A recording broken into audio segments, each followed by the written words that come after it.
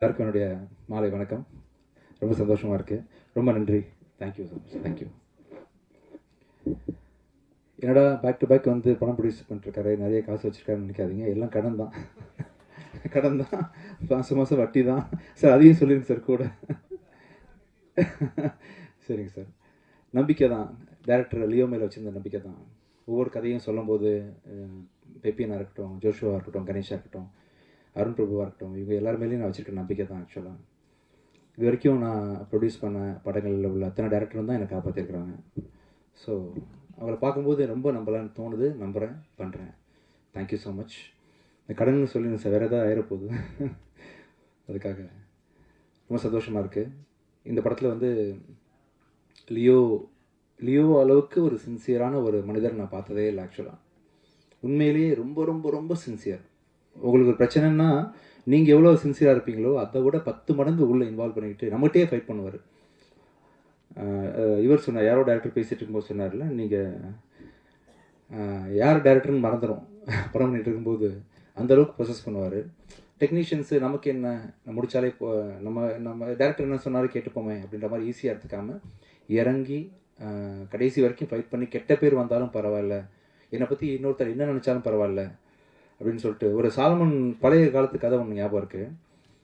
ஒரு குழந்தைய வந்து ஒரு அம்மா தூக்கிட்டு ஓடி வந்துட்டு, சார் இது ஏன் குழந்தைன்னு சொல்லி அழுவாங்க. அதே சமயத்தில் வந்து இன்னொரு அம்மாவும் இது ஏன் குழந்தைன்னு சொல்லி அழுவாங்க. அப்போ சாலமன் கிங் என்ன பண்ணுவார், சரி ஒன்று பண்ணலாம், அந்த குழந்தைய வெட்டி ஆளுக்கு பாதியாக கொடுத்துடலான்னு சொல்லும்போது உண்மையாக நம்ம என்ன பண்ணுவாங்க, அந்த குழந்தைய விட்டு கொடுத்துருவாங்க. இல்லை அவங்ககிட்டே இருக்கட்டும்னு சொல்லிட்டு.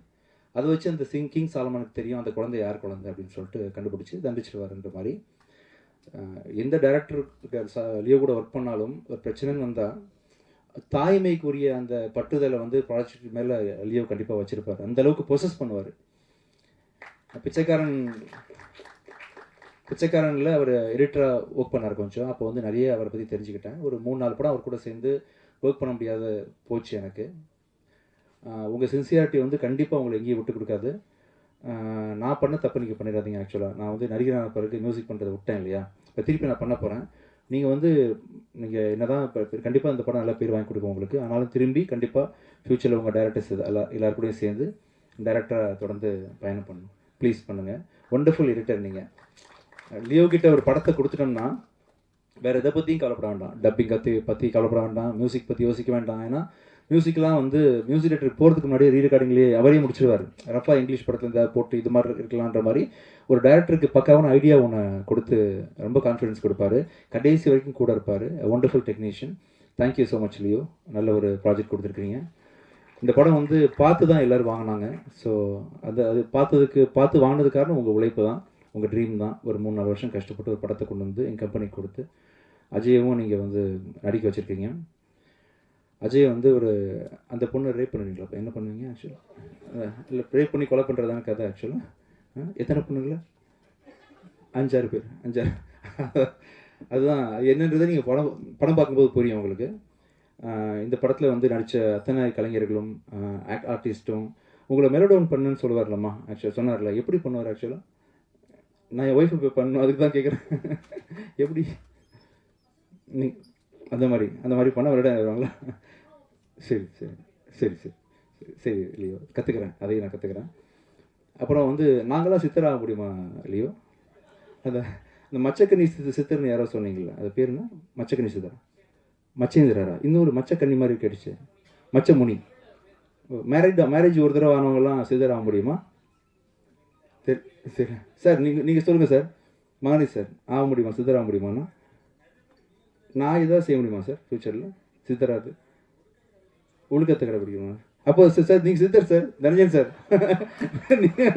நீங்கள் சித்தர். தேங்க்யூ. ரொம்ப சந்தோஷமாக இருக்குது. இதே மாதிரி ஆக்சுவலாக வந்து இன்னொரு முக்கியமான ஒரு மீட் ஒன்று இருக்குது. இந்த படத்தை போட்டு காமிச்சு முக்கியமான டேரக்டர்ஸ்க்கெலாம் போட்டு காமிச்சு அதை வந்து பெரிய செலிப்ரேஷன் மாதிரி கொண்டாடணும் பிஃபோர் ரிலீஸ்னு நினச்சோம். அப்போ தான் ஒரு பெரிய ஈவெண்ட்டு பண்ணணும். இப்போ ட்ரெய்லர் மட்டும் சும்மா லான்ச் பண்ணிடலாம்னு நினைக்கும் போது தனஞ்சன் சார் தான் பேஸ் பண்ணாங்க. இல்லை அப்படி பண்ணாதீங்க, நீங்கள் எல்லாரையும் கூப்பிட்டு ஃபஸ்ட்லேருந்தே நீங்கள் செலிப்ரேஷன் ஆரம்பிச்சிருங்க அப்படின்னு சொன்னதுனால நீங்கள் சொன்னதான் இந்த ஃபங்க்ஷன் பண்ணேன் சார். Thank you so much. கண்டிப்பாக இந்த படம் வந்து பெரிய நல்ல ஒரு படமாக அமையும். இன்றைக்கி வந்து இந்த மார்கனோட ட்ரெய்லர் லான்ச், ஆடியோ லான்ச்ன்ற தாண்டி எனக்கு ரொம்ப சந்தோஷமான விஷயம் வந்து என்னோட லைஃப்பில் ஒவ்வொருத்தருக்கும் ஒரு முக்கியமான ஒரு தருணங்கள் இருக்கும் இல்லையா? பிறந்தோன்றது முக்கியமான தருணம், கடைசியில் சாவ போகிறோன்றது முக்கியமான 2 முக்கியமான டேட் நம்ம எல்லாருக்கும் இருக்கிற மாதிரி லைஃப்பில் மேரேஜ்ன்றது ஒரு முக்கியமான தருணன்ற மாதிரி, வேலை கிடைச்சது, ஃபஸ்ட்டு சம்பளம் வாங்கணும், ஃபஸ்ட்டு வேலை கிடைச்சதுன்றதெல்லாம் முக்கியமான தருணங்கள்ன்ற மாதிரி என் லைஃப்பில் ஒரு முக்கியமான மைல் ஸ்டோன் அமைச்சு கொடுத்த சசி சார் வந்து டிஷ்யூம் படத்தின் மூலமாக என்னை மியூசிக் டைரக்டர் ஆக்குனார். எத்தனை படங்கள் நடித்தாலும், எத்தனை படங்கள் நான் டைரக்ட் பண்ணாலும் நடித்தாலும், 1000 படங்கள் பண்ணாலுமே ஒரு பிச்சைக்காரனுக்கு ஈக்குவலாக எந்த படமே என்னால் பண்ண முடியாது. ஸோ மியூசிக் டைரக்டராக அறிமுகப்படுத்தி திருப்பி ஒரு 10 வருஷம் கழிச்சு திருப்பி நீங்கள் ஹீரோவாக எத்தனை ஃப்ளாப் கொடுத்தாலும் நீங்கள் நிற்கலாம், அந்த அளவுக்கு உங்களுக்கு ஸ்ட்ராங்கான படம் பண்ணுறேன்னு சொல்லிட்டு என்னை நிற்க வச்சு ஒரு ஸ்ட்ராங்கான படம் பண்ணி கொடுத்த சசி சார் அவரோட டைரக்ஷனில் அடுத்த படம், அதுவும் முக்கியமாக வந்து அஜய்க்கு ஈக்குவலான ஒரு ரோல் கொடுத்து நீங்கள் பண்ணது ரொம்ப சந்தோஷம் சார். எனக்கு இந்த ஈவெண்ட்டில் அதை நீங்கள் அறிவிச்சதும் சரி, செகண்ட் படமாகவே அஜய்க்கு ஒரு பிளெஸிங்காக அமைஞ்சது எல்லாமே மிகப்பெரிய சந்தோஷம் கொடுத்துருக்கு எனக்கு. மற்றும் இந்த ஃபங்க்ஷனுக்கு வந்து லியோ இந்த மாதிரி ஒரு நல்ல டேரக்டர் இண்டஸ்ட்ரி கிடச்சதுக்கு முக்கியமான காரணம் சிவகுமார் சார், நீங்கள் தான் சார். ஆக்சுவலாக ஒரு ப்ரொடியூசருக்கு எவ்வளோ கன்விக்ஷன் கான்ஃபிடன்ஸ் இருந்தால் எடிட்டர் மேலே, நீங்கள் பேக் டு பேக் 15 படம் பண்ணியிருக்கீங்களா சார்? 15 படத்தை நீங்கள் அவரை வச்சு நீங்கள் பண்ணது வந்து மிகப்பெரிய என்கரேஜ்மெண்ட். கண்டிப்பாக ரொம்ப மிகப்பெரிய நன்றிகள் உங்களுக்கு சார். அம்மகிருஷ்ணன் சிவா சார், எங்கே இருந்தாலும் நீங்கள் இருக்கீங்கன்ற ஒரு நம்பிக்கை எனக்கு எப்போவுமே இருந்துகிட்டு இருக்கும் சார். இந்த நிகழ்ச்சிக்கு வந்த எங்களை சிறப்பித்த உங்களுக்கு மிக்க நன்றி. இங்கே நிறைய பேர் நான் மறந்துருப்பேன், உங்கள் எல்லாருக்கும் மிக பணிவான நன்றிகளை